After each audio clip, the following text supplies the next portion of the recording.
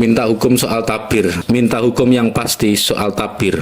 Surat terbuka kepada KHM Mansur, Ketua HB Muhammadiyah yang baru ini melangsungkan kongresnya ke-28 di Medan. Assalamualaikum saudara yang tercinta. Atas permintaan dan atas nama banyak kaum intelektual Indonesia, saya dengan perantaraan saudara menulis surat ini kepada semua anggota Muhammadiyah, terutama sekali kepada utusan-utusannya yang akan berkongres di Medan pada penghabisan bulan ini. Dengan sangat saya minta supaya apa yang saya tuliskan di bawah ini diperhatikan betul-betul, sebab hal yang saya tuliskan ini bukanlah sekali-kali hal yang remeh, tetapi betul suatu hal yang mengenai ideologi kaum intelijensia Indonesia dan kaum Muhammadiyah seluruhnya. Hal ini ialah soal tabir. Dengan mengucap alhamdulillah kepada Allah Subhanahu wa taala, maka tindakan protes saya tempo hari, yakni dengan cara demonstratif bersama-sama saya punya istri meninggalkan suatu rapat Muhammadiyah yang memakai tabir,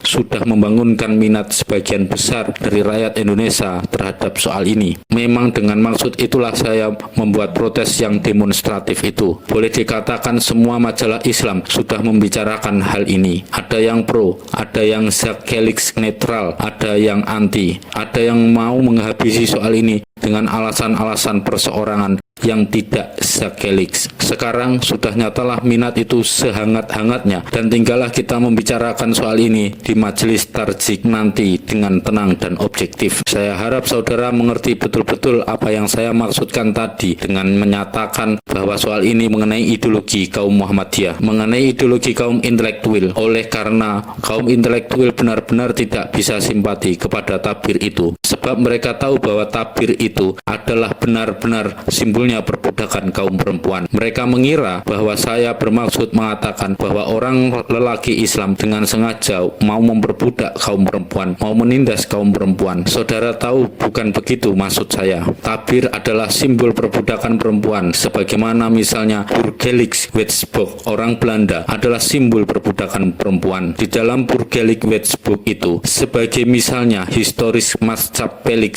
proses, hak-hak kaum perempuan Eropa banyaklah diikat dan digunting. Tetapi siapakah orang yang mau mengatakan bahwa orang lelaki Eropa memperbudak perempuan Eropa? Siapakah yang tidak mengetahui bahwa orang Eropa itu sangat belief dan galang terhadap kaum perempuannya? Namun tiap-tiap orang yang mengetahui seluk-beluknya Burgerlijk Wetsboek akan membenarkan perkataan saya bahwa Burgerlijk Wetsboek adalah simbol perbudakan perempuan, dan bahwa oleh karenanya Burgerlijk Wetsboek itu bersifat tidak sempurna dan tidak boleh menjadi teladan bagi kita. Tidak, saudara Mansur yang tercinta, susunan Burgerlijk Wetsboek bukanlah akibat dari persengajaan individu kaum lelaki Eropa mau menghina kaum perempuan, bukanlah akibat Bewusstwillen, tetapi adalah akibat dari susunan masyarakat Eropa, dari perbandingan-perbandingan di dalam masyarakat Eropa, dari historis Maatschappelijk verhoudingen di kalangan orang Eropa. Maka begitu pula, kalau saya mengatakan bahwa tabir adalah simbol dari perbudakan kaum perempuan, maka bukanlah saya maksudkan bahwa orang lelaki Islam sengaja mau menindas kaum perempuan. Bukanlah saya maksudkan bahwa orang lelaki Islam itu semuanya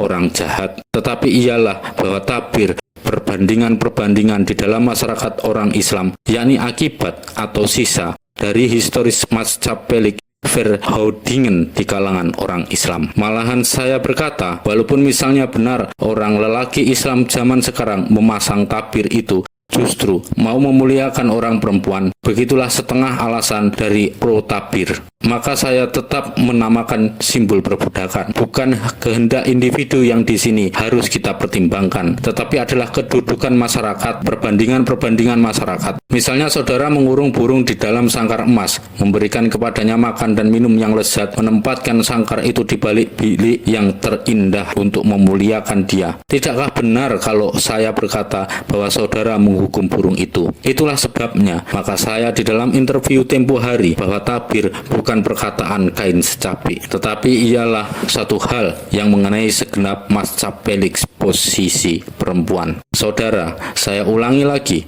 kaum intelektual Indonesia tidak bisa simpati tabir itu.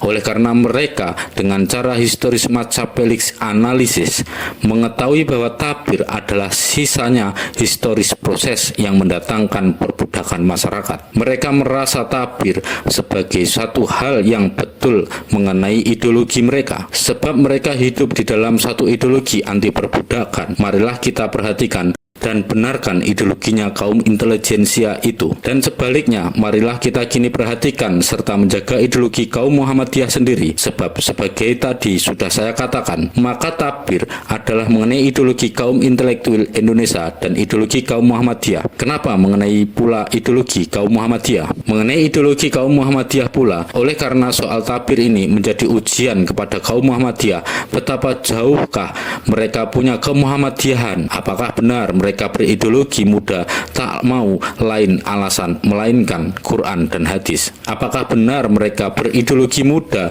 berani menentang adat yang tidak sesuai dengan Quran dan hadis? Apakah benar mereka berideologi muda berani menerima semua hal modern yang nyata dibolehkan oleh agama? Ideologi Muhammadiyah di dalam Kongres Medan ini dibawa di atas padang ujian, dan kaum intelektual Indonesia menunggu-nunggu dan mendoa-doa. Moga-moga ujian itu berhasillah kiranya yang sesuai dengan zaman. Saudara Mansur, kenapa di dalam soal ini kita merasa hukum yang buat istri-istri Nabi saja itu kepada umum? Kenapa di dalam soal ini kita mau melebihi kebijaksanaan Allah dan Rasul yang buat umum tidak menyuruh pasang tabir? Kenapa di dalam soal ini kita berkata, ya diperintahkan sih tidak, tapi dilarang pun tidak? Kenapa di dalam soal ini kita begitu? Kenapa misalnya kita buat menjaga jangan sampai ada orang mencuri, tidak tutup saja kita punya rumah, menutup rumah toh juga tidak dilarang? Atau buat menjaga jangan sampai kita berdusta, tidak kita tutup saja kita mulut, jangan bicara dengan orang lain, membisu toh tidak dilarang? Sekali lagi, kenapa di dalam soal ini? Panji Islam 1939.